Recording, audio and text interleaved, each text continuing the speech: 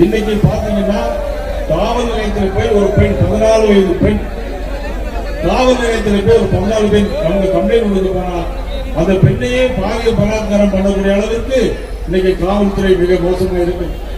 இன்னொரு காவல் நிலையத்தில் போய் தன்னுடைய அண்ணன் பிடிபட்டிருக்கிறாரே ஒரு தந்தை போய் அங்க என்ன நடந்தது என்று கேட்கிறது போனால் அவர்களை ஜாதி பேரை திட்டுகிற ஒரு மோசமான ஒரு சூழ்நிலை இன்னைக்கு காவல் நிலையத்தில். லாக்அப் மரணங்கள் 34 மரணங்கள், பாலியல் வன்கொடுமைகள் 18,200 பாலியல் வன்கொடுமை நடந்திருக்கிறது.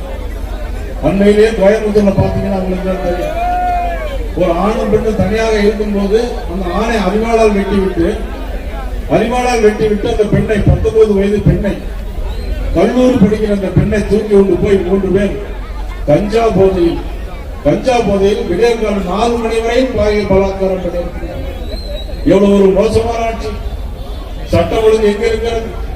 கடந்த வாரம் மட்டும் ஒரே நாளில் 4 பாலியல் பலாத்காரங்கள், 8 கொலைகள் தமிழ்நாடு முழுவதும். இவ்வளவு ஒரு மோசமான ஆட்சியை மாற்றி அமைக்க வேண்டும் என்பதற்காகத்தான் இன்றைக்கு தேசிய ஜனநாயக கூட்டணி இன்னைக்கு உருவாகி இருக்கிறது.